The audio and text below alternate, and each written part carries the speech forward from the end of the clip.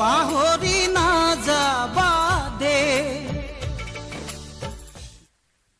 হদিয়াৰ টুপচিঙা গাঁৱত ৰাজহুৱা আদ্য শ্ৰাদ্ধ লাখ লাখ জনতাই ভাগ লৈছে প্ৰয়াত ৰাজীৱ হদিয়াৰ আদ্য শ্ৰাদ্ধত মৃত্যুৰ দিনৰ পৰাই ৰাজীৱ হদিয়াৰ ঘৰলৈ অবিৰামভাৱে সোঁত বৈ আছে অনুৰাগীৰ ইতিমধ্যে বহু ৰাজনৈতিক দলৰ নেতা জাতীয় দল সংগঠনৰ নেতৃত্বই ৰাজীৱ হদিয়াৰ আদ্য শ্ৰাদ্ধৰ সকলো দায়িত্ব লোৱাৰ উপৰিও তিনিচুকীয়া হদিয়াৰ বিভিন্ন গাঁৱৰ ৰাইজে দিনে নিশাই সাহচৰ্য দিছে ৰাজীৱ হদিয়াৰ পৰিয়ালটোক বিপ্লৱী গীতেৰে জনতাৰ হৃদয়ত স্থান দখল কৰিবলৈ সক্ষম হোৱা ৰাজীৱ হদিয়াৰ অকাল বিয়োগৰ পাছতেই সৃষ্টি হৈছিল অভূতপূৰ্ব পৰিৱেশৰ দিনে নিশাই গণশিল্পীগৰাকীৰ ঘৰলৈ বৈছিল অজস্ৰ জনতাৰ সোঁত অতি সাধাৰণ জীৱন যাপন কৰা জাতিৰ বাবে গীত গাই ৰাইজৰ হিয়াৰ আমঠু হৈ পৰিছিল ৰাজীৱ হদিয়া দেশপ্ৰেমমূলক গীতেৰে ৰাজ্যৰ সংগীত জগতত সুকীয়া স্থান দখল কৰিবলৈ সক্ষম হৈছিল ৰাজীৱ হদিয়াই 1984 চনত তিনিচুকীয়া জিলাৰ হদিয়া মহকুমাৰ টুপচিঙা গাঁৱত জন্ম হৈছিল ৰাজীৱ হদিয়াৰ 12 জানুৱাৰী অৰ্থাৎ মাঘ বিহুৰ উৰুকাৰ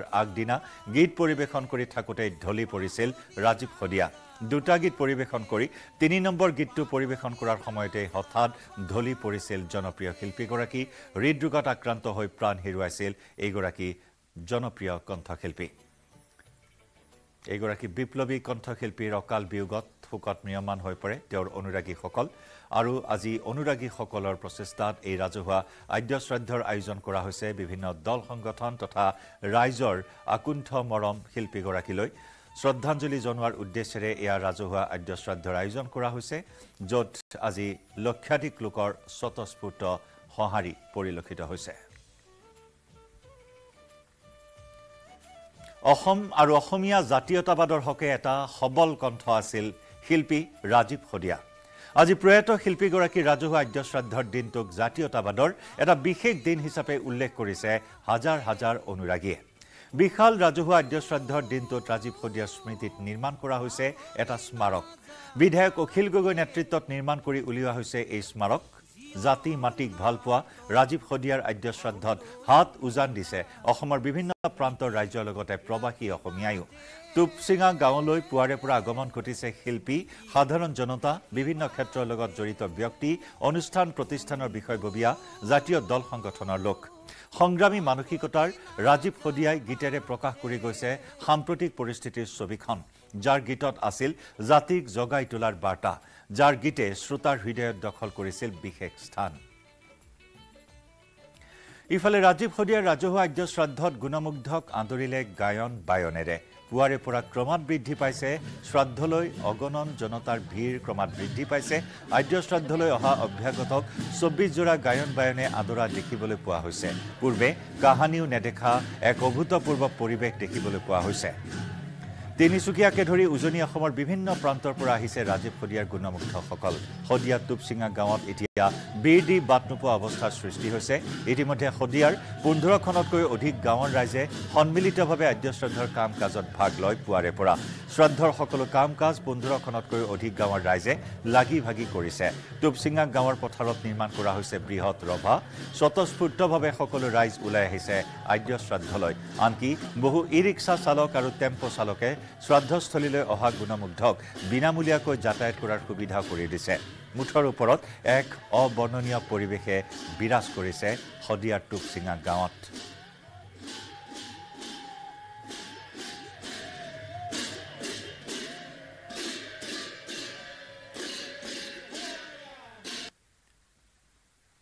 ইফালে নামৰূপৰ পৰা চাইকেল চলাই হদিয়াৰ টুপচিঙা গাঁৱত উপস্থিত হ'ল মনু শইকীয়া নামৰ এজন লোক পুৱা 3 বজাতে ওলাই আহি এতিয়া 3 বাজিবলৈ হ'ল পিছবেলা 3 বাজিলে আৰু তেওঁ চাইকেলেৰে আহিছে একেবাৰে পালেহি আপুনি যাওক আৰামত যাওক কিমান কষ্ট আৰু চেষ্টা কৰি আহিছে চাওকচোন ইমান মৰম বিচাৰি বিচাৰি ওলাইছেহি ৰাজীৱ ফুকাইদেউ আদ্য শ্ৰাদ্ধৰ বাবে অহা কাইলৈ নামৰূপৰ পৰা ককাইদেউ চাইকেলেৰে আহিলে আজি ওলাইছিলে নে আজি ৰাতিপুৱা 3টা বজাত আজি মই ৰাজীৱ হদিয়াৰ ঘৰলৈ যাওঁ কাম কৰিবলৈ কটাই লৈ লৈছোঁ দেই সকলোৱে আৰু বহুত মানুহ ওলাই আছে আমি ইয়াত এইকেইজনে হৈছোঁ এতিয়া গৈ থাকোঁ দেই বেটালকৰ পিছত যাব বাই বাই আৰু ইফালে হদিয়াৰ টুপচিঙা গাঁৱলৈ যাবলৈ অস্থায়ী দলং নিৰ্মাণ কৰি দিছে এজন যুৱকে ৰাইজে কাম কৰিছে এনেদৰে সকলো কাম নিয়াৰিকৈ যাতে সম্পন্ন হয় তাৰ প্ৰতি সকলোৱে দৃষ্টি ৰখা পৰিলক্ষিত হৈছে আৰু এখন দলং এনেদৰে নিৰ্মাণ কৰি দিয়া হৈছে যাতায়াতৰ ক্ষেত্ৰত যাতে কোনো অসুবিধাৰ সৃষ্টি নহয় সাধাৰণতে এই বাহৰ হাকুখন পাৰ হ'বলৈ কৰকাটল দিব লাগে কাৰণ ৰাইজৰ দান বৰঙণিৰে নিৰ্মাণ কৰা এখন হাকু কিন্তু আজি বিনামূলীয়াকৈ এই হাকুখনেৰে যাতায়াতৰ সুব্যৱস্থা কৰি দিয়া হৈছে এই মুহূৰ্তত আদ্য শ্ৰাদ্ধস্থলীত উপস্থিত আছে আমাৰ সতীৰ্থ সাংবাদিক প্ৰাঞ্জল প্ৰতিম হাজৰিকা প্ৰাঞ্জল বীৰদি বাট নোপোৱা পৰিৱেশে বিৰাজ কৰিছে ভূপেন হাজৰিকাৰ ক্ষেত্ৰত যেনেকুৱা এটা পৰিৱেশ অসমবাসী ৰাইজে সাক্ষী আছিল ঠিক তেনেকুৱাই যেন এটা পৰিৱেশ ৰাজীৱ শদিয়াৰ আজি আদ্য শ্ৰাদ্ধত দেখিবলৈ পোৱা হৈছে নিশ্চয় জয়ন্ত সঠিক কথাই কৈছে আপুনি ভূপেন হাজৰিকাৰ ক্ষেত্ৰত আমি যেনে ধৰণৰ পৰিৱেশ দেখিবলৈ পাইছিলোঁ ৰাজীৱ শদিয়াৰ ক্ষেত্ৰতো একেই পৰিৱেশ দেখিবলৈ পোৱা গৈছে আমি শদিয়াৰ টুপচিঙা গাঁৱত উপস্থিত আছোঁ পুৱাৰে পৰা বীৰদি বাট নোপোৱা অৱস্থা হাজাৰ হাজাৰ লোক আহিছে আৰু এওঁলোকে সম্ভাৱনা প্ৰকাশ কৰিছে যে সন্ধিয়াৰ ভাগলৈকে এই সংখ্যা লাখৰ ঘৰ অতিক্ৰম কৰিবগৈ এয়া পৰিয়ালবৰ্গ অৱস্থান কক্ষ ৰাজহুৱা আদ্য শ্ৰাদ্ধৰ আৰু ৰাজীৱ শদিয়াৰ যিটো ঘৰ এই টুপচিঙা গাঁৱৰ শদিয়াৰ সেই ঘৰটোৰ ঠিক সন্মুখৰ পথাৰখনতে এই ৰাজহুৱা আদ্য শ্ৰাদ্ধৰ আয়োজন কৰা হৈছে এইসকল লোক বিভিন্ন প্ৰান্তৰ পৰা আহিছে দাদা ক'ৰ পৰা আহিছে আপুনি আমি মৰাণ লেঙেৰীৰ পৰা আহিছোঁ মৰাণ লেঙেৰীৰ পৰা আহিছে আপোনালোকৰ গাঁৱৰ হয়তো বহু লোক আহিছে আহিছে প্ৰায় আমাৰ 15-20জনমান আহিছে এই গণশিল্পীগৰাকী আমাৰ হিয়াৰ আমঠু তেওঁৰ বাবে আজি সকলো সমৰ্পিত হৈ গৈছে আৰু স্বতঃস্ফূৰ্তভাৱে আহিছে সকলোৱে এই গণশিল্পীগৰাকীৰ সত্তাটোক আমি জীয়াই ৰাখিব লাগিব নহয় লাগিব হয় নিশ্চয় লাগিব সেইকাৰণে আমি আমাৰ প্ৰায় 100 কিলোমিটাৰ ওপৰত হয় মানে তাৰ পৰা আহিছোঁ মানে 100 কিলোমিটাৰ 200 কিলোমিটাৰ 300 কিলোমিটাৰ বা তাতোকৈ অধিক কিলোমিটাৰ দূৰত্বৰ পৰা মানুহ আহিছে আমি লগ পাইছিলোঁ শোণিতপুৰৰ পৰা মানুহ আহিছে আমি লগ পাইছিলোঁ গুৱাহাটীৰ পৰা মানুহ আহিছে ধেমাজিৰ পৰা মানুহ আহিছে এই স্থানীয় অঞ্চলবাসীটো আছেই মুঠতে লোকে লোকাৰণ্য এক পৰিৱেশ দাদা আপুনি ক'ৰ পৰা আহিছে নিশ্চয় মৰাণ লেঙেৰীৰ পৰা আপোনালোকৰ গাঁৱৰ বহু লোক আহিছে হয় বহুত আহিছে আজি এই ৰাজহুৱা আদ্য শ্ৰাদ্ধত এই প্ৰতিবাদী সত্তা থকা শিল্পীগৰাকী সকলোৱে সোঁৱৰণ কৰিছে জীয়াই ৰাখিব লাগিব ৰাজীৱ সত্তাক আমি নিশ্চয় আমি সকলোৱে জীয়াই ৰাখিব লাগিব অসমৰ ৰাইজে পাহৰিলে নহ'ব মই এবাৰ দেখুৱাম তেওঁৰ ঘৰটো এইফালে চাওক যিখিনি পৰম্পৰাগত নীতি নিয়ম আছে ৰাজীৱ শদিয়াৰ ঘৰৰ লোকসকলে ইয়াত পালন কৰিছে বহুজন আহিছে বহু লোকে ইয়াত ভিৰ কৰি আছে আৰু ইয়াত প্ৰসাদৰ বাবে যিখিনি কৰণীয় আছে সেই প্ৰসাদৰ বাবে কৰণীয়খিনি কৰি থকা হৈছে তামোল কটা হৈছে দাদা তামোল কাটি আছে আৰু কি কি পৰম্পৰাগত কি কি নীতি নিয়ম আছে অলপ কৈ দিয়কচোন আদ্য শ্ৰাদ্ধ আদ্য শ্ৰাদ্ধৰ কি কি নীতি নিয়ম আছে দাদা মই নাজানো দেই মানে পাণ তামোল যি লাগে আপোনালোকে গোটাই আছে গোটেই পাণ তামোল যিটো আছে ভকতক আমি খুৱাই আছো মানে নিশ্চয় ধন্যবাদ জনাইছোঁ সকলো ব্যৱস্থা ইয়াত কৰা হৈছে আমি অলপ সেইফালে দেখুৱাম চাওক যিফালে চাই সেইফালে মানুহৰ ভিৰ আৰু যি লাখ লাখ লোকক আজি এই আদ্য শ্ৰাদ্ধৰ দিনটোত যিসকলৰ বাবে অতিথি যিসকল আহিছে তেওঁলোকৰ বাবে আপ্যায়নৰ ব্যৱস্থা কৰা হৈছে যাতে সকলোৱে ইয়াত সন্তুষ্ট হৈ যাব পাৰে ৰাজীৱ শদিয়াৰ আত্মাৰ চিৰশান্তিৰ বাবে যিহেতু আহিছে এই দিনটোত যাতে কোনো লোক অসন্তুষ্ট হৈ যাব লগা নহয় সেয়েহে ইয়াত খাদ্য সম্ভাৰৰ ব্যৱস্থা কৰা হৈছে আৰু বহু লোকে আহি ইয়াত সেৱা আগবঢ়াইছেহি মানে গাঁওবাসীয়ে নহয় 50-60 কিলোমিটাৰ দূৰণিৰ পৰা অহা লোকেও ইয়াত সেৱা আগবঢ়াই আছে বাইদেউ ক'ৰ পৰা আহিছে আপোনালোক মই ৰাজীৱৰ মামী হয় আপুনি ৰাজীৱৰ মামী হয় আজি ইমান মানুহ আপুনি সৰুজনী মামী লাখ লাখ লোক সমবেত হৈছে আজি তাকে এতিয়া কি কৰিম তাকে ভালে লাগিছে আকৌ ক'বলৈ এতিয়া ক'বও নাজানো সিমান ভালকে ৰাজীৱ শদিয়াৰ আত্মাই চিৰশান্তি কামনা কৰিছোঁ আমি চিৰশান্তি কামনা কৰিবৰ কাৰণে আশীৰ্বাদ কৰিছোঁ নিশ্চয় ধন্যবাদ জনাইছোঁ আৰু এইফালে বাইদেউসকল আছে বাইদেউ হয়তো কিবা নিয়ম চলি আছে ইয়াত পৰম্পৰাগত তেওঁলোকে ক'ব বিচৰা নাই আচলতে অভ্যস্ত নহয় কেমেৰা আগত কথা কোৱাত সেয়েহে হয়তো তেওঁলোকে অলপ দ্বিধাবোধ কৰিছে যি কি নহওক আমি এবাৰ সেইফালে যাবলৈ চেষ্টা কৰিম য'ত বহু লাখ লোকে একেলগে খাব পৰাৰ ব্যৱস্থা কৰা হৈছে বহু প্ৰতিনিধি আহিছে সেই জনপ্ৰতিনিধিসকলেও ইয়াত ভিৰ কৰিছে বহু শিল্পী আহিছে মহেন্দ্ৰ হাজৰিকাৰ দৰে আমি শিল্পীক দেখিবলৈ পাইছোঁ তেওঁ আসন গ্ৰহণ কৰি আছে মঞ্চত কিছু সময়ৰ পাছত তেওঁৰ সৈতেও আমি কথা পাতিম লগতে আন বহু লোক আহিছে এয়া ৰাজীৱ শদিয়াৰ বাসগৃহটো দেখুৱাইছোঁ আমি এয়া ৰাজীৱ শদিয়াৰ বাসগৃহ যিটো য'ত চৌহদতো বহু লোকে বৰ্তমান ভিৰ কৰিছে পৰিয়ালৰ লোকসকলৰ একাংশ তাতো আছে একাংশ ঘৰতো আছে মানে বীৰদি বাট নোপোৱা অৱস্থা সঁচা অৰ্থত বীৰদি বাট নোপোৱা অৱস্থা এই নিৰ্দিষ্ট স্থানতে ৰাজীৱ শদিয়াই গানবোৰ ৰচনা কৰিছিল আৰু তেওঁ সংগ্ৰাম কৰিছিল জীৱনত আৰু সেই সংগ্ৰামেৰে তেওঁ আগবাঢ়ি গৈ অসমৰ মানুহৰ হিয়াত স্থান লাভ কৰিছিল সেই নিভাজ প্ৰেম তেওঁৰ প্ৰতি এই কাৰণেই আছে কাৰণ তেওঁ বাস্তৱ ছবিখন দেখুৱাই দিছিল আৰু অসমীয়াত্বক প্ৰতিনিধিত্ব কৰিছিল এয়া ৰাজীৱ শদিয়াৰ ঘৰৰ চৌহদৰ পৰিৱেশ দেখুৱাইছোঁ দাদা বহু দূৰ দূৰণিৰ পৰা মানুহ আহিছে কোনো লোক যাতে অসন্তুষ্ট হৈ যাব নালাগে তাৰ বাবে আপোনালোকে চকু ৰাখিছে আচ্ছা ৰাখিছোঁ আমিও দূৰে পাই আহিছোঁ বাৰু তথাপিও যিমানখিনি পাৰোঁ আমি মানে কৰিছোঁ মানে স্বতঃস্ফূৰ্ত সঁহাৰি মানুহ সকলোৱে ৰাজীৱ শদিয়াক ভাল পাওঁ আপুনিও দূৰৰ পৰা আহিছে নে আপুনি আপুনি ইয়াৰে এয়া ৰাজীৱ শদিয়াৰ ঘৰ এইখন ইয়াতে ৰাজীৱ শদিয়াই গোটেই সৃষ্টিবোৰ কৰিছিল এয়া আমি আশা কৰিম ৰাজীৱ শদিয়াক মানে অমৰ হৈ থাকক গোটেই পৃথিৱীয়ে জানক আৰু এনেকুৱা এখন অধিৱেশনত আজি ৰাজীৱ শদিয়া যিটো আধ্যসাধস্থলী ইমানে সৰ্বাংগ সুন্দৰ আৰু শদিয়া ৰাইজে খুব কষ্ট কৰিছে আমি শদিয়া ৰাইজক এই চেগতে অশেষ ধন্যবাদ জ্ঞাপন কৰিছোঁ আৰু হয়তো কোনো এখন অধিৱেশনতো এনেকুৱা মানুহ আমি দেখিবলৈ পোৱা নাই কিন্তু আমি ময়ো ডিব্ৰুগড় কুটুহাৰ বুলি ঠাইডোখৰ পৰা আহিছোঁ কিন্তু আমি অত্যন্ত সুখী শদিয়া ৰাইজৰ আপ্যায়নত অত্যন্ত সুখী আৰু ভৱিষ্যতে এই শদিয়াৰ অঞ্চলটো আমি উত্তৰ কামনা কৰিছোঁ শদিয়া অঞ্চলটোৰ যাতে উন্নয়ন হয় সেইটোৱে তেওঁলোকে কামনা কৰিছে অতি ভিতৰুৱা অঞ্চল আমি যেতিয়া সোমাই আহিছিলোঁ ঢলা শদিয়া যিখন দলং আছে সেই দলংখনৰ পৰা বহু ভিতৰলৈকে সোমাই আহিব লাগে দলংখন পাৰ হোৱাৰ পাছত আৰু তাৰ পৰা ভিতৰলৈ সোমাই আহি আমি এই অতি ভিতৰুৱা অঞ্চল ৰাজীৱ শদিয়াৰ গাঁও পালোহি আৰু এই ৰাজীৱ শদিয়াৰ গাঁৱতেই আজি এই ৰাজহুৱা আদ্য শ্ৰাদ্ধ আৰু এই ৰাজহুৱা আদ্য শ্ৰাদ্ধৰ জৰিয়তে এই শদিয়াবাসীয়ে দেখুৱাই দিছে যে এজন শিল্পীক কিমান ভাল পালে তেওঁক এনেধৰণে সন্মান দিব পাৰি কিমান ভাল পোৱা আছে এই অগাধ ভাল পোৱা যি অগাধ ভাল পোৱাৰ বলতেই আজি শিল্পীগৰাকীক সন্মান দিছে ৰাজীৱ শদিয়াক কিমান মানুহে ভাল পাইছিল তাৰ প্ৰমাণ আজি আমি পাইছোঁ হয় মানে ইমান লাখ লাখ মানুহ খুব ভাল লাগিছে তেওঁৰ প্ৰতি যিটো মৰম আচলতে গণশিল্পী বুলি ক'লে সেই আৰু এইটো প্ৰমাণ যে ইমান মানুহ হৈছে তেওঁ মানে তেওঁ পুণ্য পাইছে ক'ব লাগিব মানে ৰাজীৱ শদিয়া আত্মাই চিৰশান্তি লাভ কৰিছে চিৰশান্তি একদম মানে সম্পূৰ্ণৰূপে 100% পাইছে তেওঁ যিবোৰ সৃষ্টি আজি আগবঢ়াই থৈ গ'ল সেইখিনিকো আমি জীয়াই ৰাখিব লাগিব আৰু মৰ্মাৰ্থটো উপলব্ধি কৰিব লাগিব হয়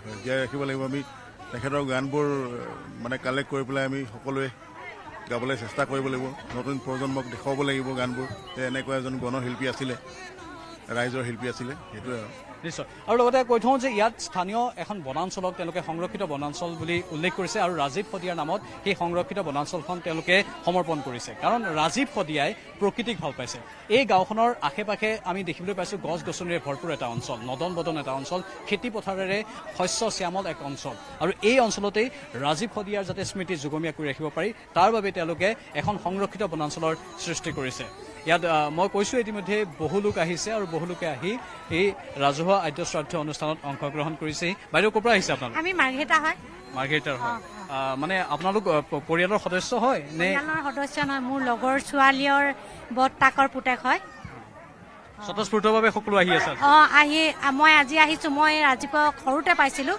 কিয়নো মোৰ লগৰ ছোৱালীজনী অলপ আগত ঘৰটো আছে তাইৰ লগত মই আগতে একেলগে স্কুল পঢ়িছিলোঁ এইফালৰ পৰা নৈ দি একেবাৰে আমি নাৱেৰে পাৰ হওঁ এইফালে চব মনত আছে তেতিয়া ৰাজীৱে এই অলপ আগলৈ এই খালৰ কাষত মুঠতে সি অকলশৰে চিঞৰি গান গাই থাকে তেতিয়া মোৰ লগৰজনীয়ে কয় বান্ধৱীজনীয়ে কয় মোৰ লগৰজনীৰ নাম দয়ামণি হয় তাৰপৰা তাই কয় মোক মাহী ক'ব লাগে যে সেই সিহঁতে মোৰ লগৰজনীয়ে মাহী এইটো আমাৰ ধাদু হয় এনেকৈ কয় মই কৈছোঁ ধাদু হয় এনেকৈ কৈছোঁ ইমান ধুনীয়া গাইছে ন এনেকৈ বুলি কওঁ তাইকে শুনিও আমিও গাওঁ তাৰমানে বিহু দেই তেতিয়া এনেই আমাৰ শদিয়া বিহু আৰু সিপাৰৰ বিহু পাৰ্থক্য যে তেতিয়া আমি ৰাজীৱ শদিয়াৰ প্ৰতি এই ভাল পোৱাটো আচলতে কিয় হ'ল বুলি ভাবে মানুহৰ এই অকুণ্ঠ বা অকৃত্ৰিম ভাল পোৱা ই বিশেষকৈ মুঠতে গানৰ জোৰেদি মুঠতে ই গানৰ দ্বাৰাই হেৰি হ'ল ই জনজাত হ'ল তাকে আমাৰ মিডিয়াবিলাকে অকণমান প্ৰচাৰৰ ক্ষেত্ৰত অৱহেলা কৰিলে নিশ্চয় প্ৰাঞ্জল অসমীয়া জাতীয়তাবাদক প্ৰতিনিধিত্ব কৰে এটা কণ্ঠ ৰাজীৱ শদিয়া আৰু এইগৰাকী আপোন শিল্পীৰ প্ৰয়াণত এনেদৰে এতিয়া ৰাজহুৱা আদ্য শ্ৰাদ্ধৰ আয়োজন কৰা হৈছে বীৰ দিবাত নোপোৱা পৰিৱেশ আপুনি সংযুক্ত হৈ থাকিব প্ৰাঞ্জল আন এগৰাকী আমাৰ সতীৰ্থ সাংবাদিক উপাসনা বৰুৱা গোস্বামীও আন এটা প্ৰান্তত আছে আমাৰ সৈতে আমি সংযুক্ত হৈছোঁ উপাসনাৰ সৈতে উপাসনা হয় আজি গণশিল্পী ৰাজীৱ শদিয়াৰ আদ্য শ্ৰাদ্ধ আৰু এই মুহূৰ্তত আমি উপস্থিত আছো শদিয়াৰ টুপচিঙা গাঁৱত আৰু টুপচিঙা গাঁৱত ৰাজহুৱাকৈ যিহেতু সমজীয়াকৈ তেওঁলোকে যিটো ভোজ আয়োজন কৰিছে আৰু যিসকল যি ব্যক্তি ইতিমধ্যে যি আদ্য চাদ্যলৈ আহিব, যিসকল গণ্যমান্য ব্যক্তি আহিব, তাৰ লগতে অসমৰ যিটো বিভিন্ন প্ৰান্তৰ পৰা ইতিমধ্যে লোকাই উপস্থিত হৈছে, হাজাৰ হাজাৰ লোকাই উপস্থিত হৈছে। সকলোৰে বাবে কিন্তু খাদ্য সম্ভাৰ ইতিমধ্যে প্ৰস্তুত কৰা হৈছে। প্ৰায় 400 লোক ইতিমধ্যে খোৱাৰ হৈছে বুলি জানিব পৰা গৈছে। আৰু এই মুহূৰ্তত দেখুৱাইছো পৰিৱেশ, যিহেতু আমি এখন খোলাত উপস্থিত আছো আৰু কিন্তু বিভিন্ন খোলা, যিহেতু বিভিন্ন গাঁৱৰ পৰা লোকসকল আহিছে আৰু যিসকল গুণমুগ্ধ আহিছে সকলোৰে বাবে বিভিন্ন ধৰণৰ খোলা আছে। প্ৰায় 33টাকৈ খোলা ইতিমধ্যে ইয়াত আয়োজন কৰা হৈছে আৰু প্ৰতিটো খোলাত যিহেতু এনেদৰে ৰন্ধা বঢ়াৰ যি কাৰ্যসূচী কিন্তু চলি আছে। এফালে ভাত, দালি, প্ৰায় শাক পাচলি সকলোৱে ইতিমধ্যে দেখা পোৱা গৈছে যে প্ৰস্তুতি চলিছে, সিজোৱা হৈছে। আৰু যিহেতু সকলোৱে আহি যাতে অনুৰোধ কৰা হৈছে যাতে আহি ইয়াত খাদ্য যাতে গ্ৰহণ কৰে। আৰু লগতে মই পোনে পোনে ৰাইজৰ ওচৰলৈ যাম। আপোনাৰ ওচৰলৈ আহিছো। পুৱাৰ ভাগৰ পৰাই ব্যস্ত লাগি আছে সকলোৱে, কি ক'ব? আমি পুৱাৰ ভাগৰ পৰাই লাগি আছো ৰাইজক খুৱাবৰ বাবে দলে বলে আহি ৰাজীৱ শদিয়া শ্ৰাদ্ধত। এতিয়া আমি দাইল বনাইছোঁ, ভাত বনাইছোঁ, চালাড বনাইছোঁ, পনীৰ ফ্ৰাই কৰি আছোঁ। ৰাইজক খুৱাই বোৱাই নিজেও খাম, ৰাইজকো খুৱাই বোৱাই আমি আৰু ঘৰলৈ আকৌ গুচি যাম। ক'ৰ পৰা আহিছে আপোনালোকে? শদিয়া, ৰাজীৱ শদিয়া গাঁৱৰ ওচৰৰে নচকী গাঁও, আমাৰ গাঁওখন নাম। সেয়া দেখুৱাইছো। যিহেতু বাইদেউসকলে এনেদৰে ইতিমধ্যে শাক পাচলি কটা বচা হৈছে। যিহেতু খোৱাৰ যি আৰম্ভ হৈছে বৰ্তমান জানিব পৰা গৈছে। আৰু দেখুৱাইছো আমি নিউজ 8ৰ দৰ্শকক এই গাঁওখনৰ পৰিৱেশ, যিহেতু পুৱাৰ ভাগৰ পৰাই সকলোৱে লাগি ভাগি, ৰাইজে লাগি ভাগি এনেদৰে খাদ্য সম্ভাৰ প্ৰস্তুত কৰিছে। ৰাইজৰ যিটো সমাগম দেখিব পোৱা গৈছে, অসমৰ বিভিন্ন প্ৰান্তৰ পৰা, চুকে কোণৰ পৰা আচলতে গুণমুগ্ধ আহি ভিৰ কৰিছে, উপস্থিত হৈছেহি। আৰু সকলোৱে যিহেতু এনেদৰে আদ্য চাদ্যত অংশগ্ৰহণ কৰিছে, লগতে তাৰ পৰা পোনে পোনে ইয়াত আহাৰ গ্ৰহণ কৰিবলৈ আহিছে। আৰু যিহেতু ইতিমধ্যে আদ্য চাদ্য আৰম্ভ হৈছে, লগতে যি খুব সুন্দৰভাৱে গাঁৱৰ ৰাইজে যিটো আয়োজন কৰা দেখা পোৱা গৈছে, এখন সকামত প্ৰৱেশ দ্বাৰৰ পৰা আৰম্ভ কৰি যিসমূহ দুৱাৰেদি ওলাই যাব সকলোতে কিন্তু তিনিচুকীয়া আৰক্ষী সষ্টম হৈ আছে, আৰক্ষীও চুকে কোণে আছে। সকলো দিশ ইয়াত চোৱা চিতা কৰা হৈছে সুন্দৰভাৱে। কাৰো যাতে আচলতে যিসকল অতিথি আহিব কাৰো যাতে অসুবিধাৰ সন্মুখীন নহয় সেয়া কিন্তু বিশেষভাৱে লক্ষ্য ৰখা হৈছে। এয়া দেখুৱাইছো পৰিৱেশ শদিয়া টুপচিঙা গাঁৱৰ পৰা সকলোৱে লাগি ভাগি আজি এনেদৰে যিহেতু আয়োজন কৰিছে এখন ৰাজহুৱা ভোজ, য'ত প্ৰায় 33টাকৈ খোলা আছে। দাদা ক'ৰ পৰা আহিছে? আমি পাতিপথা গাঁৱৰ পৰা কি ক'ম আৰু ধৰক আজি আমাৰ জনশিল্পীজনৰ আগে চাগে আমি সকলোৱে মিলি তেখেতৰ চাৰ্জখনি কাম কৰিবলৈ আহিছোঁ। তেখেতৰ আত্মা শান্তি পাওক, আমি তাকে কামনা কৰিছোঁ। নিশ্চয়কৈ আমি প্ৰতিখন খোলাত আমি দেখাম। এয়া আমি কিছু আগবাঢ়ি যাবলৈ যত্ন কৰিছোঁ। প্ৰায় 33টাকৈ খোলা আৰু ইয়াত এনেদৰে যিহেতু খোৱাৰ আয়োজন কৰা হৈছে আৰু বিভিন্ন প্ৰান্তৰ পৰা ইতিমধ্যে যিহেতু লোকসকল আহি উপস্থিত হৈছে। সকলোৱে যিহেতু ৰাজীৱ শদিয়া যিগৰাকী শিল্পী, আচলতে সকলোৰে মনত ৰৈ গৈছে এই শিল্পীগৰাকী, যিটো জাতি মাতি ভেটিৰ বাবে গান গোৱা এগৰাকী শিল্পী, সেই শিল্পীজনক কিন্তু শেষবাৰৰ বাবে শ্ৰদ্ধাঞ্জলি দিবলৈ সকলোৱে আহিছে। বাইদেউ ক'ৰ পৰা আহিছে? দেখিছো খুব ব্যস্তৰ মাজত সকলোৱে আছে, তাৰ মাজতো সুধিব বিচাৰিম কি কি আয়োজন কৰা হৈছে? আয়োজন মানে ভাত বনোৱা হৈছে, আকৌ ভপা ভাত বনোৱা হৈছে। আমাৰ এখন গাঁৱৰ আহিছোঁ, তাৰমানে গোটেই গাঁৱৰ সমাজখিনি আহিছোঁ, ডেকা জীয়ৰী বোৱাৰী সেইখিনি আহিছোঁ। এনেদৰে দেখা পোৱা গৈছে আদ্য চাদ্যৰ যি পৰিৱেশ, যিহেতু ইতিমধ্যে আদ্য চাদ্য চলি আছে, লগতে যিহেতু 33টাকৈ খোলা ইয়াত আয়োজন কৰিছে, লগতে যিহেতু প্ৰতিটো দিশ ইয়াত চোৱা চিতা কৰা হৈছে। সকলোৱে আহি ভোজ ভাত গ্ৰহণ কৰি যাবলৈ আহ্বান জনোৱা হৈছে। যিহেতু ইতিমধ্যে আদ্য চাদ্য আৰম্ভ হৈ গৈছে জানিব পৰা গৈছে। আৰু লগতে অতিথিবৃন্দৰ লগতে বিভিন্ন প্ৰান্তৰ পৰা অসমৰ পৰা ৰাইজ আহি উপস্থিত হৈছে। যিহেতু 24 গায়ন বায়ন ইয়াত অংশগ্ৰহণ কৰিছে আৰু বহু কাৰ্যসূচী আছে, আমি সেই কাৰ্যসূচী নিউজ 8 দৰ্শকক দেখুৱাই যাম। যিহেতু এয়া আমি দেখুৱাইছো শদিয়াৰ পৰা টুপচিঙা গাঁৱৰ পৰিৱেশ, সকলোৱে লগে ভাগে ৰাইজে মিলি ইতিমধ্যে আহাৰ সম্ভাৰ বনোৱা হৈছে আৰু যিটো লক্ষাধিক ৰাইজ হ'ব বুলি ইতিমধ্যে সকলোৱে আশা কৰিছে। ইতিমধ্যে হাজাৰ হাজাৰ ৰাইজেৰে ভৰি পৰিছে টুপচিঙা গাঁও শদিয়াৰ, আৰু আমি দেখুৱাইছো শদিয়াৰ পৰিৱেশ। আৰু সেয়া আছিল উপাসনা বৰুৱা গোস্বামী। আৰু এনেদৰে বৃহৎ আয়োজন আজি পুৱাৰে পৰা দেখিবলৈ পোৱা হ'ল, য'ত বৃহৎ বৃহৎ বাচন বৰ্তন অনা হ'ল। লক্ষাধিক লোকৰ আগমনৰ প্ৰতি লক্ষ্য ৰাখি, লক্ষাধিক লোকৰ আপ্যায়নৰ প্ৰতি লক্ষ্য ৰাখি এই বৃহৎ আয়োজন। ভোজৰ বাবে বৃহৎ পৰিমাণৰ কেৰাহী অনা হয়, বাচন বৰ্তন অনা হয়। পুৱাৰে পৰা শ্ৰাদ্ধস্থলীত ভিৰ কৰে হাজাৰ হাজাৰ লোকে। গাঁৱৰ জীয়ৰী বোৱাৰী সকলোৱে আহিছে, শাক পাচলি কাটিছে। যুৱক বয়োবৃদ্ধ সকলোৱে লগে ভাগে আজি পুৱাৰে পৰা প্ৰস্তুতি চলাই আছে লক্ষাধিক অনুৰাগী তথা গুণমুগ্ধক আদৰিবৰ বাবে। ৰাজীৱ শদিয়া ৰাজ্য শ্ৰাদ্ধৰ বাবে টুপচিঙা গাঁৱলৈ অহা লোকসকলৰ বাবে আজি পথ নিৰ্দেশনাও স্থানীয় ৰাইজে পথ নিৰ্দেশনাও দিয়ে। কোন দিশেৰে গাড়ী যাব, ক'ত গাড়ী ৰাখিব, তাৰ সকলো ব্যৱস্থাপনা সুন্দৰকৈ কৰা হৈছে। এখন মেপ আকাৰে এই পথ নিৰ্দেশনা দিয়া হৈছে। স্থানীয় আয়োজক কমিটিৰ ফালৰ পৰা এই পথ নিৰ্দেশনা দিয়া হৈছে, য'ত সভাগৃহলৈ কেনেদৰে যাব, ভোজনালয় কেনেদৰে যাব, অতিথিশালালৈ কেনেদৰে যাব, স্মৃতিচাৰণ কক্ষলৈ কেনেদৰে যাব, সকলোখিনি নিৰ্দেশনা তাত সুন্দৰকৈ বৰ্ণনা কৰা আছে, উল্লেখ কৰা হৈছে।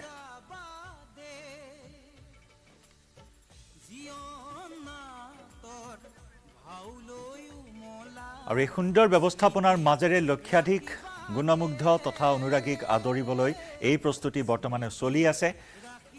প্ৰাঞ্জলৰ সৈতে আকৌ এবাৰ সংযুক্ত হৈছোঁ। প্ৰাঞ্জল, কেনেকুৱা এই মুহূৰ্তত পৰিৱেশ, ৰাইজে কেনেদৰে সোঁৱৰণ কৰিছে আজি প্ৰাণৰ শিল্পীগৰাকীক, আপোন শিল্পীগৰাকীক? জয়ন্ত, আমি কিছু সময়ৰ পূৰ্বে আইতা এগৰাকীৰ সৈতে কথা পাতিছিলোঁ। তেওঁ কান্দি উঠিছিল। তেওঁ কৈছে মই কেমেৰা আগত নকওঁ, মানে হুকাই কান্দি উঠিল আৰু কেমেৰাত সন্মুখত তেওঁ আহিব বিচৰা নাছিল। আৰু তেওঁ কৈছে যে ৰাজীৱৰ কথা কি ক'ম, বৰ্ণনা কৰিবলৈ আৰু একো নাই। ৰাজীৱ মাটিৰ মানুহ আছিল আৰু মাটিৰ মানুহ বাবেই হয়তো আজি মানুহে এনেধৰণে অকৃত্ৰিম ভালপোৱা প্ৰদৰ্শন কৰিছে। মানুহে যে ভাল পায় সেয়া প্ৰমাণিত হৈ গৈছে। সঁচা অৰ্থত যিগৰাকী শিল্পীয়ে মানুহৰ হকে কাম কৰে, মানুহৰ সৈতে থাকে, তেওঁৰ সৈতে সদায় জনসাধাৰণ থাকিবই, যিটো আমি আন আন বহু শিল্পীৰ ক্ষেত্ৰত দেখিবলৈ পাইছিলোঁ। ইয়াত কামাণ্ডো বাহিনীও নিয়োগ কৰা হৈছে, কাৰণ যাতে সকলো নিয়াৰিকৈ হয়, কোনো যাতে খেলি মেলি নহয় তাৰ বাবে। অৱশ্যে খেলি মেলি হোৱাৰ ইয়াত কথাই থাকিব নোৱাৰে, কোনো খেলি মেলি ইয়াত সূত্ৰপাতেই নহয়, কাৰণ ইয়াৰ গাঁওবাসী যথেষ্ট সজাগ আৰু গাঁওবাসী বহু শক্তিশালী। আৰু এই গাঁওবাসীৰ যি নিজৰ মাজত থকা একতা, সেই একতা আজি আমি এই অনুষ্ঠানটোৰ মাজত দেখিবলৈ পাইছোঁ। ৰাজীৱ শদিয়াক কিমান ভাল পাইছিল সেয়া আমি এই অনুষ্ঠানটোৰ জৰিয়তে দেখিবলৈ পাইছোঁ। আৰু শদিয়াবাসীয়ে, এই টুপচিঙাবাসীয়ে দেখুৱাই দিছে যে সঁচা অৰ্থত মানুহ কেনেধৰণে ভাল পাব লাগে, এজন প্ৰকৃত অৰ্থ শিল্পীক কেনেধৰণে সন্মান কৰিব লাগে। ককা, ক'ৰ পৰা আহিছে আপুনি? মই গড়চিঙা। হয়, হয়তো কিবা নিয়ম কৰি আছে ইয়াত আদ্য শ্ৰাদ্ধৰ? হয়। কি নিয়ম এইটো? এইটো আমাৰ দহা বুলি কয়। আৰু এই নিয়মটো হৈ গৈছে নে সমাপন নে হ'বলৈ বাকী আছে? বাকী আছে এতিয়া। এতিয়া ইয়াৰ পৰম্পৰাগত যিবোৰ নীতি নিয়ম আছে সেই নীতি নিয়মখিনি পালন কৰি থকা হৈছে ইয়াত। আমাৰ থলুৱা যিসকল শিল্পী কলাকুশলী আছে তেওঁলোকেও বৰ্তমান অৱস্থান গ্ৰহণ কৰিছে। আৰু আদ্য শ্ৰাদ্ধৰ যিবোৰ নিয়ম আছে, আমাৰ অসমৰ ঠাইভেদে যিহেতু নিয়মবোৰ কিছু কিছু পৃথক হয়, সেই নিয়ম শদিয়াবাসীয়ে যেনেধৰণে পালন কৰে সেই নিয়মে বৰ্তমান পালন কৰি থকা হৈছে। বাইদেউ, কণমানি কেঁচুৱা কোলাত লৈ আপুনি আহিছে, আপুনি ইয়াৰে নেকি? হয়, মই এখন গাঁৱৰ বোৱাৰী হয়। আজি দেখুৱাই দিছে আপোনালোকৰ এই গাঁওবাসীয়ে, শদিয়াবাসীয়ে, যে প্ৰকৃত শিল্পীক ভাল পালে কিমান অন্তৰৰ পৰা ভাল পাব পাৰে। হয় হয় হয়, আচলতে ৰাজীৱ শদিয়া আমাৰ গাঁৱে হয়, যিহেতু তেওঁ দেশৰ বাবে যিবোৰ গান গায় সকলোৱে ভাল পায়। আচলতে আগতে সেইটো পপুলাৰ হোৱা নাছিলে, এতিয়া যিহেতু চবেই মানুহবিলাকে গম পাইছে তেওঁ দেশৰ কাৰণে যিবিলাক গান গায়। এই সংগ্ৰামী সত্তাটো আমি ৰাখিব লাগিব, নহয়নে? নিশ্চয় ৰাখিব লাগিব, জীয়াই ৰাখিব লাগিব। ধন্যবাদ জনাইছোঁ আপোনাক। এই বাইদেউ এগৰাকী নিজৰ কণমানি সন্তানক কোলাত লৈ আহিছে বৰ্তমান। বাইদেউ, আপুনি ইয়াৰে গাঁৱৰে নে? মই অম্বিকাপুৰ, সোণাল গাঁও। কিমান দূৰ ইয়াৰ পৰা? ইয়াৰ পৰা আধা কিলোমিটাৰ হ'ব। আধা কিলোমিটাৰ। আধা কিলোমিটাৰ দূৰত্বৰ পৰা আপোনালোকৰ গোটেই গাঁওবাসী উঠি আহিছে? উঠি আহিছে। আৰু এই আদ্য শ্ৰাদ্ধটো সফল কৰাৰ ক্ষেত্ৰত আপোনালোকে গোটেই অঞ্চলৰ মানুহবোৰে একগোট হৈ কাম কৰিছে, নহয়নে? হয় হয়, একগোট হৈ কাম কৰিছে। আমি দেখিছিলোঁ জয়ন্ত, কিছু সময় আগতে যেতিয়া ৰাস্তা দি আহি আছিল তেতিয়া গাঁওৰক্ষী বাহিনীয়ে আৰু গাঁৱৰ মহিলাসকলে শাৰী শাৰীকৈ থিয় হৈ সকলোকে আদৰি আনিছিল। গাড়ীবোৰ ক'ত পাৰ্কিং কৰিব সেইখিনি দেখুৱাই দিছিল, মানুহ কোন বাটেদি খোজকাঢ়ি যাব সেইখিনি দেখুৱাই দিছিল। মানে অতি নিয়াৰিকৈ তেওঁলোকে কামবোৰ সম্পন্ন কৰিছে। এখন বিশাল পথাৰ, এই পথাৰখনৰ চাৰিওফালে ঘূৰি থাকিলেও আমি হয়তো পাৰাপাৰ নাপাম। বহুত ডাঙৰ পথাৰ, সুবিশাল পথাৰ। আৰু আমাৰ সতীৰ্থ অঞ্জনেও দেখুৱাই আছে গোটেই দৃশ্যবোৰ। এই সুবিশাল পথাৰখনতেই প্ৰতিটো স্থানতেই পৰম্পৰাগত নীতি নিয়ম, ক'ৰবাত ভোজ ভাতৰ ব্যৱস্থা, যাতে সকলো লোকে একেলগে খাদ্য গ্ৰহণ কৰিব পাৰে সেইখিনি ব্যৱস্থা কৰা হৈছে। আমি য'ত এই ভোজ ভাতবোৰ ৰান্ধি থকা হৈছে সেই স্থানলৈ যাবলৈ চেষ্টা কৰিম। এয়া গাঁওবাসীয়ে ইয়াতেই খাদ্য সামগ্ৰীবোৰ ৰান্ধি আছে। ইয়াৰ স্থানীয় মহিলাসকল আছে, দাদাসকল আছে। দাদা, আপোনালোকে বৰ নিয়াৰিকৈ কামবোৰ কৰি আছে। গোটেই আজি অসমবাসী, ভাৰতবাসী আপোনালোকক দেখি আছে, আৰু আমাৰ নিউজ 18ৰে সেইটো প্ৰয়াস যাতে ৰাজীৱ শদিয়াৰ প্ৰতিটো কথা অসমবাসী, ভাৰতবাসীয়ে গম পাব পাৰে। ইয়াত হয়তো খাদ্য সম্ভাৰ ৰান্ধি থকা হৈছে। আমাৰ এই সমাজত সকলো ৰং মনে থাকিব লাগে আৰু হৃদয় ভৰাই বকুলৰ দৰে সকলো ৰাইজে কাম কৰিব লাগে। এইটোৱে আমাৰ ধন্য থাকিব। আমাৰ লাগিব সদায় সমাজ। হয়, আমাৰ সদায় সমাজ লাগিব, আৰু সেই সমাজৰ বাবে এইখিনি কৰা হৈছে। আৰু এখন সমাজ যেতিয়া একগোট হয়, সেই সমাজৰ শক্তি দেখা পোৱা যায়। সেই সমাজৰ শক্তি এইসকল বাপে দেখুৱাইছে, এইসকল এই স্থানীয় মহিলা পুৰুষে দেখুৱাই দিছে। আপোনালোকে স্থানীয় লোকসকলে বহু কষ্ট কৰি আছে এইকেইদিন, যাতে ৰাজীৱ শদিয়াৰ গোটেই সত্তাটো জীয়াই থাকিব পাৰে। দাদা, মইনো কি ক'ম এতিয়া, আমাৰ ৰাজীৱ দাৰ আমাৰ মানে নিজৰে ক'ব লাগিব। দাদাজন তেখেতে বহুত গীত পৰিৱেশন কৰি আপোনাৰ ৰাইজৰ গোটেই মৰম তুলিবলৈ সক্ষম হৈছে। তাকে আমাৰ এইখিনি গাঁৱৰ যুৱসংঘই মানে আপোনাৰ হাত ভাত সিজোৱাত ব্যস্ত হৈ আছে, যথেষ্ট ৰাইজক খুৱাবৰ কাৰণে, আগবাঢ়িবৰ কাৰণে। তাকে মই দুআষাৰ ক'বলৈ আগবাঢ়িছোঁ। মই ইতিমধ্যে কৈছিলোঁ জয়ন্ত, যে ইয়াত অহা লোকসকলৰ যাতে কোনো অসন্তুষ্টি থাকি নাযায়, কোনো ধৰণৰ ত্ৰুটি যাতে ৰৈ নাযায়, তাৰ প্ৰতি বিশেষভাৱে এই শদিয়াবাসী, এই অঞ্চলবাসীয়ে চকু দিছে। দাদা, খাদ্য ৰান্ধি ৰখা হৈছে? হয় হয়। কি কি আছে বাৰু আমাৰ অতিথিসকলৰ বাবে আৰু আদ্য শ্ৰাদ্ধৰ এই অনুষ্ঠানৰ বাবে? খাদ্য হেৰিটোনে? হয়, এইটো আমাৰ পনীৰ বনিছে, মটৰ, কবি আৰু গাজৰ, আলু, এইবিলাকে বনোৱা হৈছে। মানে সম্পূৰ্ণ নিৰামিষ? নিৰামিষ। হয় হয়। আৰু ইয়াত অহা প্ৰায় লাখ লাখ লোক সমবেত হ'ব, আৰু লাখ লাখ লোকে খাই যাব পাৰিব, তেনে ব্যৱস্থাই কৰিছে আপোনালোকে? হয় হয়, ঠিক তেনেকৈ আমাৰ কাউণ্টাৰ ব্যৱস্থা কৰা হৈছে। গতিকে এইখিনি আমাৰ ভকত সমাজৰ কাৰণে, ভকতসকলৰ বাবেহে আমাৰ এইটো। অঁ, বাকী কি ক'লে? ঠিক আছে বাৰু, আমি সেইফালে যাম য'ত তেওঁলোকে সকলো ৰাইজৰ বাবে ব্যৱস্থা কৰিছে। ইয়াত ভকত সমাজৰ বাবে ব্যৱস্থা কৰা হৈছে, আৰু যিসকল ভকত ইয়াত সমবেত হৈছে, সেই ভকতসকলে ইয়াতেই তেওঁলোকৰ বাবে খাদ্য ৰন্ধাৰ ব্যৱস্থা কৰা হৈছে। সেইফালে যদি চাই, সেইফালেও কেৱল মানুহ আৰু মানুহ। আৰু ৰাজীৱ শদিয়াত যি স্থানত অন্ত্যেষ্টিক্ৰিয়া সমাপন কৰা হৈছিল, সেই স্থানটুকুৰাতো বহু লোকৰ ভিৰ হৈ আছে। সেইফালে ৰাজীৱ শদিয়াৰ অন্ত্যেষ্টিক্ৰিয়া সমাপন হোৱা স্থানটুকুৰা, য'ত বহুতে দৰ্শন কৰিছেহি, আৰু দৰ্শন কৰি ৰাজীৱ শদিয়াৰ বিদেশ আত্মাৰ সদ্গতি কামনা কৰিছে। এইসকল গাঁওৰক্ষী বাহিনী, হয়তো আপোনালোক গাঁওৰক্ষী? অলপ দূৰৰে হয়, কিন্তু আপোনালোকে দায়িত্ব পালন কৰি আছে? আমাৰ কিচেন ডিউটি আছে, ওপৰ নাচাই আৰু নাচাই যুৱসংঘ। এই দায়িত্ববোৰ কোনে কেনেকৈ ভাগ কৰি দিছে, নে আপোনালোকে স্বতঃস্ফূৰ্তভাৱে আহিছে? আমি নিজেও কৰিছোঁ, আৰু ইয়াত যিখিনি ছেক্ৰেটাৰী প্ৰেচিডেণ্ট আছে, সেইসকলে অলপ দেখুৱাই দিছে আমাক। ঠিক আছে, আমি সেইফালে যাওঁ। সেইফালে ৰাজীৱ শদিয়াৰ যিটো অন্ত্যেষ্টিক্ৰিয়াস্থলী, সেই অন্ত্যেষ্টিক্ৰিয়াস্থলীত বৰ্তমান বহুতে দৰ্শন কৰি সেৱা কৰিছে, আৰু ৰাজীৱ শদিয়াৰ আত্মাৰ চিৰশান্তি কামনা কৰিছে। এই স্থানতো বহুতে আকৌ মোবাইলতো দৃশ্যবোৰ সংগ্ৰহ কৰিছে। এই টুকুৰাই হ'ল সেই স্থান টুকুৰা য'ত ৰাজীৱ শদিয়াৰ অন্ত্যেষ্টিক্ৰিয়া সমাপন কৰা হৈছিল। ৰাজীৱ শদিয়া সমাধিস্থল ইয়াত, আৰু এই ৰাজীৱ শদিয়াৰ সমাধিস্থলৰ পৰিৱেশ আমি দেখুৱাইছোঁ। বাইদেউ, ক'ৰ পৰা আহিছে আপোনালোক? আমি শদিয়া সোণপুৰা। ইয়াৰে কাষৰে? হয়, কাষৰে। আপোনালোকৰ হয়তো সকলো লোক উঠি আহিছে আজি এই অনুষ্ঠানটোৰ বাবে? আহিছে। দাদা, আপুনিও একেই শদিয়াৰে? মানুহৰ কিমান সঁহাৰি দেখা পাইছে, অভূতপূৰ্ব সঁহাৰি। ভূপেন হাজৰিকাৰ পাছত হয়তো ৰাজীৱ শদিয়ালৈ ইমান মৰম। হয়, আমি ইমানেই মানুহ আহিব বুলি আমাৰ এটা ধাৰণা আছে যে শদিয়াৰ চুকে কোণেতো আহিছেই। আমি অসমৰ বিভিন্ন প্ৰান্তৰ পৰা আমি মানুহ পাইছোঁ, হয়, দেখিছোঁ। গতিকে ৰাইজক ধন্যবাদ জনাইছোঁ। শদিয়াৰ হয় মই, বিভিন্ন প্ৰান্তৰ পৰা যিহেতু আহিছে, গতিকে যাৰ যেনেকুৱা ধৰণৰ সুবিধা হয়, সকলোৱে নিজে ব্যৱস্থা কৰি যাব লাগে। সেইটোৱে আমাৰ অনুৰোধ, আমাৰ শদিয়াৰ ফালৰ পৰা। হয়, আৰু এয়া চাওক, মই অঞ্জনক কৈছোঁ, অনুৰোধ কৰিছোঁ, এয়া চাওক, ইয়াত সকলোৱে ধূপ জ্বলাইছেহি, ধূপ চাকি জ্বলাইছে। এয়া হৈছে প্ৰয়াত গণশিল্পী ৰাজীৱ শদিয়া সমাধিস্থল, টুপচিঙা গাঁও, শদিয়া। 31 ডিচেম্বৰ 1984 চনত জন্ম হৈছিল, আৰু 13 জানুৱাৰী 2025 চনত মৃত্যু হ'ল। আৰু বৰ্তমান এইসকল লোকে আহি ইয়াত সেৱা কৰিছেহি, ধূপ ধূনা জ্বলাইছে। তেওঁলোকে যিখিনি নীতি নিয়ম আছে, পৰম্পৰা আছে, সেইখিনি পালন কৰিছে। দাদা, আপুনি ইয়াৰে স্থানীয় নেকি? শদিয়াৰে হয়, আমাৰ শদিয়াৰ 9 শদিয়াৰ দোকানী গাঁৱৰ আমি নিবাসী। কিয়নো আমাৰ গণশিল্পী ৰাজীৱ শদিয়াৰ তেওঁৰ স্মৃতি আৰু তেওঁৰ শক্তি, যিটো অসমৰ ভিতৰতে নাম জ্বলা হৈছে। তেখেতে গণশিল্পী, তেখেতৰ যিখিনি গীত পৰিৱেশন কৰিছে, সকলো জনসাধাৰণৰ মন চুই যায়। এই সন্ধিক্ষণত আজি এই আদ্য শ্ৰাদ্ধলৈ কমেও ধৰি লওক লাখৰ ওপৰৰ জনসাধাৰণ হৈছে।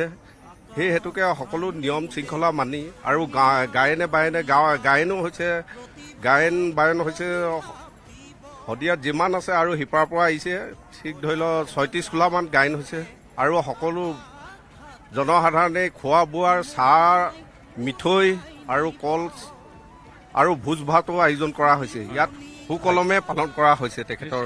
প্ৰাঞ্জল মুঠৰ ওপৰত এনেদৰে উবৰি খাই পৰিছে তেওঁৰ অনুৰাগী গুণমুগ্ধ সকলো। তেওঁৰ গীত শুনা প্ৰত্যেকগৰাকী লোকে আজি এনেদৰে উবৰি খাই পৰিছে, শ্ৰদ্ধাঞ্জলি জ্ঞাপন কৰিছে আপোন শিল্পীগৰাকী। প্ৰাঞ্জল, এই মুহূৰ্তত আমি ধন্যবাদ জ্ঞাপন কৰিছোঁ। আমি পৰৱৰ্তী সময়ত পুনৰবাৰ সংযুক্ত হ'ম আৰু এগৰাকী শিল্পীক কিমান ভাল পায় মানুহে সেই কথা আজি এনেদৰে পৰিলক্ষিত হৈছে ৰাজহুৱা আদ্য শ্ৰাদ্ধত।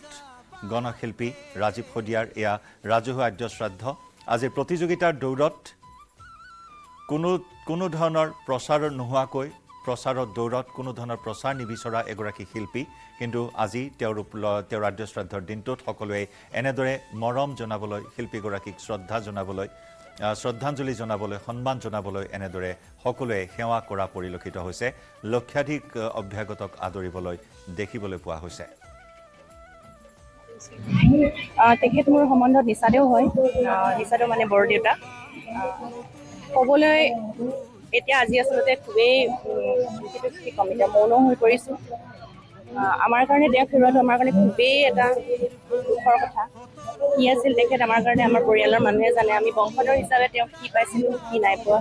কিন্তু মৃত্যুৰ পাছতো এজন মানুহে যিটো ৰূপত সমাদৰ লাভ কৰিলে, সেইফালৰ পৰা কিন্তু নিজকে আমি অশেষ ধন্য মানিছোঁ। অসমৰ ৰাইজে জাতীয়তাবাদৰ পক্ষত যি থিয় দিছে আৰু ভাবোঁ যে এই কামটো আগলৈও কৰি থাকক। প্ৰতিজন যি গণশিল্পী আছে সকলোকে তেওঁলোকে এনেদৰে আদৰ কৰক। জাতিৰ মাটিৰ গায়ক ৰাজীৱ শদিয়া, শদিয়া ৰাইজৰ লগতে অসমৰ সকলো ৰাইজৰ, সকলো শ্ৰেণীৰ ৰাইজৰ বুকুৰ কলিজা মুঠো। গতিকে এইখনে প্ৰথম আৰু শেষ শ্ৰাদ্ধ হ'ব অসমত, আৰু ভৱিষ্যতে আমি চাগে দেখা নাপাম আৰু দেখাও নাছিলোঁ। গতিকে এই শিল্পীজনক সঁচা হৃদয়েৰে আজি ইয়াত সমবেত হ'বহি অসমৰ বিভিন্ন প্ৰান্তৰ পৰা। গতিকে তেওঁলোকক এমুঠি অন্ন দিবৰ যিটো ব্যৱস্থা আমি ৰাজহুৱাভাৱে কৰিছোঁ। গতিকে আমি আশা কৰিছোঁ, সকলোকে প্ৰাৰ্থনা জনাইছোঁ, নমস্কাৰ জনাইছোঁ, তেওঁলোকে যাতে আহি আমাৰ শ্ৰাদ্ধখনিত পদাৰ্পণ কৰি পদধূলা দি পৰিয়ালটিৰ লগতে শদিয়াবাসীৰ লগতে অসমবাসীকো যাতে ভৱিষ্যতলৈকে মনত থকাকে এখন